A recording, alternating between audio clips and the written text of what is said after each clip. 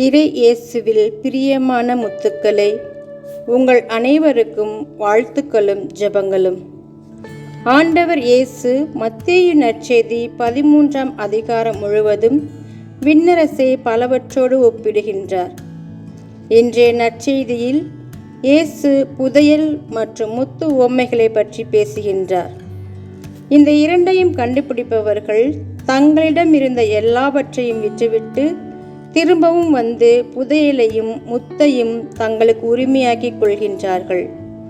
எனவே தன்னிடம் உள்ள தேவையற்றதை விட்டுவிட்டு தேவையான ஆண்டவரிடம் ஒருவர் வந்தால் அவர் மிகுந்த கைமாறு பெறுவார் என்பது உறுதி. ஆண்டவரோடு ஒன்றித்திருக்கும் போது மட்டுமே நம்மால் மிகுந்த கனி தர, விலை மதிப்பில்லாத இறைவனை அடைய, ஒன்றுமில்லாதவற்றை நாம் துறக்க தயாராக வேண்டும்.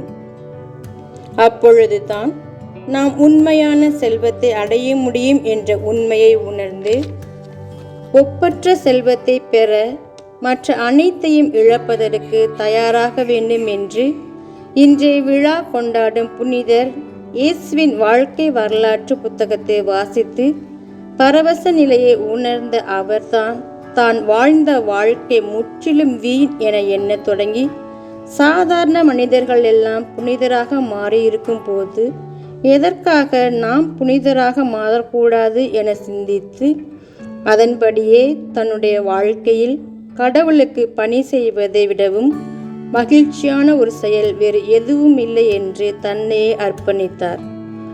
என் பொருட்டும் நற்செய்தியின் பொருட்டும் தன் உயிரை இழக்கும் எவரும் அதை காத்து கொள்வார் என்கிறார் இயேசு. ஆகையால் விண்ணரசு என்ற புதையலை, முத்தை அடைவதற்கு நம்மிடம் இருக்கின்ற எல்லாவற்றையும் இழக்க துணிவோம். அதன் வழியாக இறைவனின் அருளை நிறைவாக பெற்று மற்றவர்களையும் இறை அருளால் நிறைப்போம்.